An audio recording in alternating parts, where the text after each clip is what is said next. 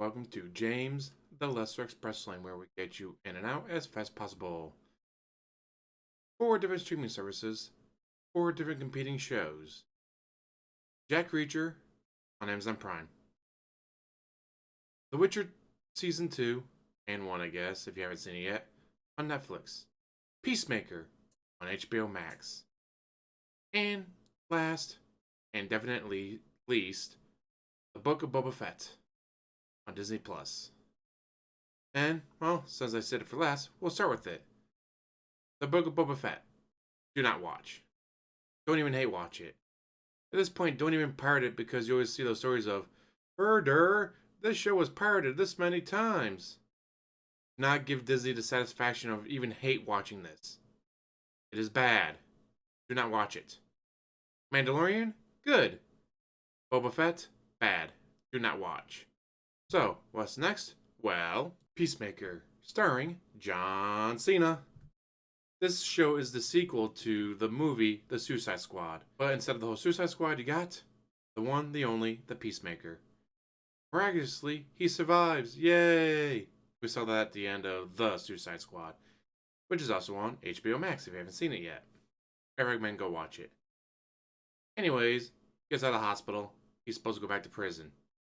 Or he goes back to work for the government under Amanda Waller, played by Viola Davis still. One thing I'm wondering is, when they signed on her, when they signed on John Cena, when they signed on others, like, hey, we're going to give you multiple movies and TV shows and promotions and all this, sign here. Or did this TV show, or the sequel to The Suicide Squad, come from out of nowhere? Did Viola Davis go, alright, sure, I'll play Amanda Waller. I do pretty much look like her and sound like her, and I'm a badass like her. And oh, hey, we got a second movie coming out. Okay, I'll sign on for that. Hey, we have a TV show. Okay, I'll sign on for that. Was this planned out ahead of time? I don't think it was. Because The Suicide Squad and the show only work because of James Gunn. Without him, there is no sequel. There is no TV show. And this show drips with his touch. The soundtrack for this show is fantastic. Out of the 4 shows, this one has the best. Hands down, easily, the best soundtrack. Of course, that's what James Gunn is known for. Also, the show takes place in modern times, but there is such a heavy 80s vibe, 80s music, 80s styles, both clothes, hair, like it is just the 80s being inserted into the show. But it works. You get the crew that Amanda Waller had working for her come back in this, along with a new one. She's married, has 3 dogs, and she needs the money. Like, this is not her normal thing, but she needs the money. So, alright, I guess I'll help this Black Ops project. What are they doing? Going up against butterflies. Now, initially, he asked for a jetpack, because, hey, if I'm fighting Mothra, I'm going to need a jetpack. But it's explained, no, that's just the code name for what we're going after is butterfly, not actual butterflies, not Mothra. Which disappointed him a little bit. Some of the goofier stuff, his sidekick, or his pet, whatever you want to call it, Eagly, the eagle. 100% CGI. Obviously, you can't probably train an actual bald eagle. And it's probably illegal since they're federally protected. Just saying. So yeah, the eagle, like anything with the eagle is kind of like, oh wow, look at the CGI. Like Twilight. Like, they did not spend money on the CGI for the eagle anyway. His dad was White Dragon. Racist, bigoted, sexist, piece of shit, supervillain. But he's retired. Yay! He makes the helmets for his son, Peacemaker. This one, no sonic boom. This one's a force field. This one has X-ray vision. This one gives you scabies. That's not a joke. But the one interaction that you have near the beginning with him, you just get all kinds of vibes. Like, is it merited? You have to watch the show to find out. I don't want to spoil too much, so I can't get into too many details.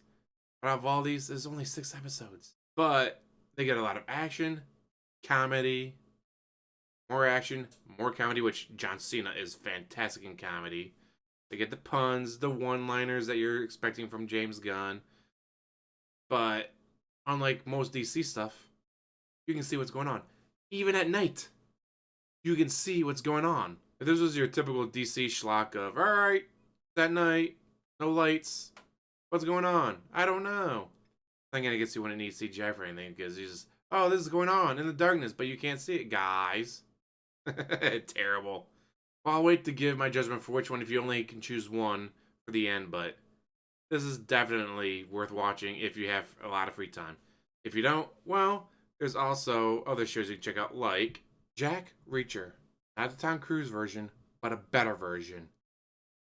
The main character, Jack Reacher, is played by the same guy who played the middle linebacker in Blue Mountain State. He was fabulous in that, and he's even better in this. He's also more jacked. This zip tie comes from the scene of, why isn't he in handcuffs? They didn't fit, he's too big. He gets put in zip ties, they're uncomfortable, it's like, oh, can I get him released? After a while, oh yeah, sure, let's go get the box cutter. No need, just snaps him off. That was in the trailer, so I'm not spoiling anything really if you've seen the trailer. But it's a murder mystery. Jack Reacher, let's go by Reacher, shows up in a small Georgia town. You got the lovely folks, you got the peach pie at the diner, you got bodies starting to stack up. Professional hitmen. In a small town like this, I wonder why. Well, that's the mystery. That's technically one reason why Reacher is there.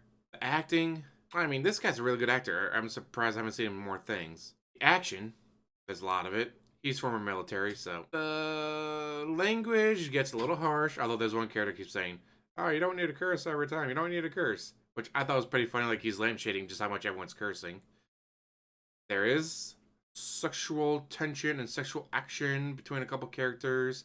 There's some nudity, so if you're not a fan of that, yeah. But the storyline, it's like, I want to keep watching. I want to keep watching. I need to go to bed, but I need to keep watching this, find out what's going on.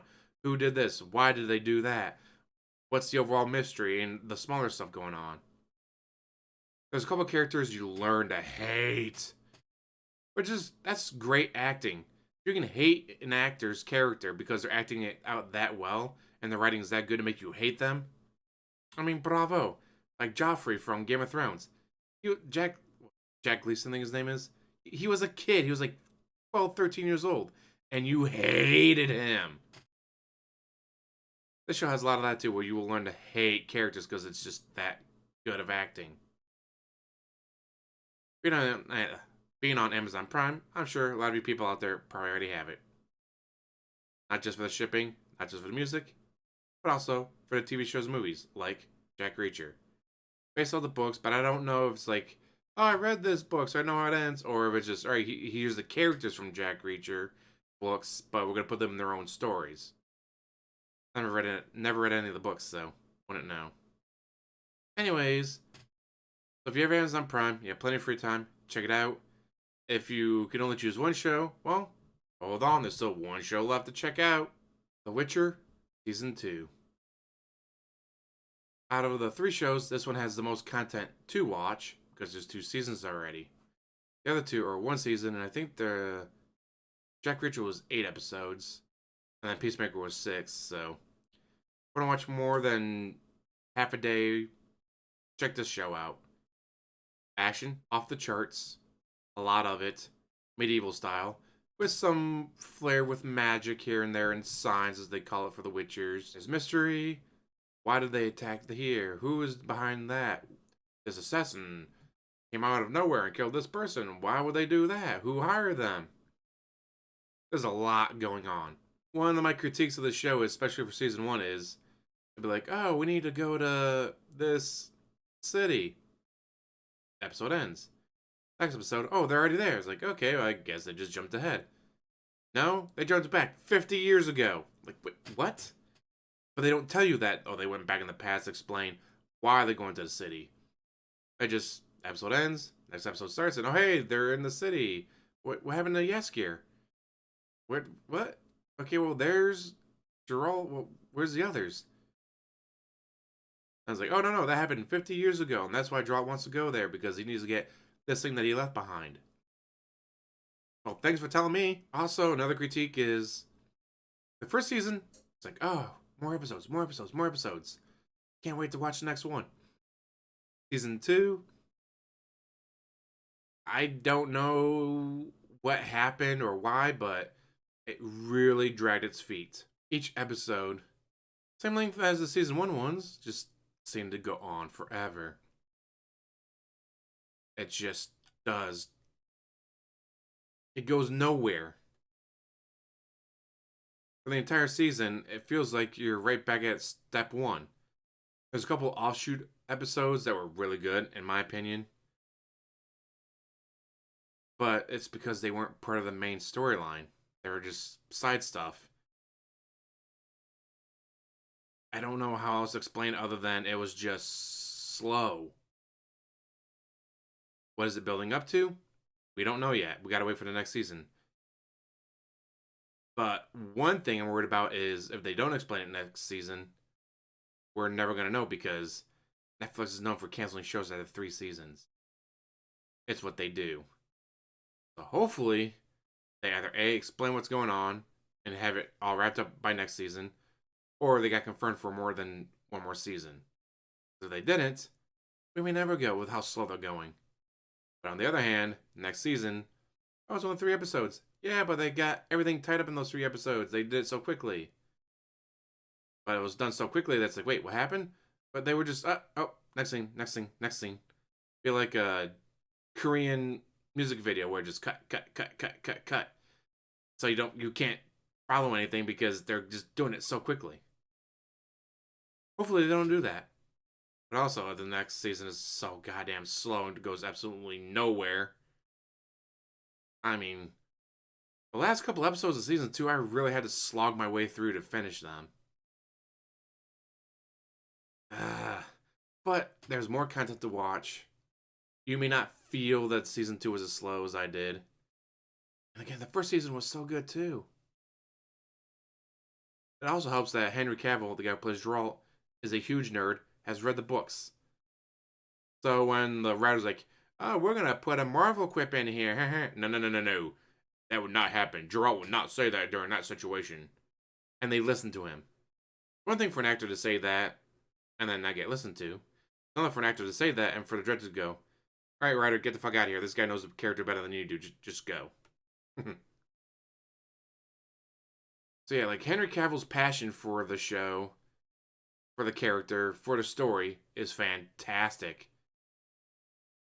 But again, just season 1, fantastic. Season 2 just went nowhere really, really slowly. And it's like, oh, this one major thing that happened at the beginning gets resolved at the end. But it's like, oh, I don't want to spoil it though. I better not spoil it. So yes. Out of the 4, which one should you watch if you can only watch one? Out of all these, you can only sit down and watch one. I'm going to have to go with Jack Reacher. I'm sure a lot of people have Netflix. Maybe not as many people have HBO Max.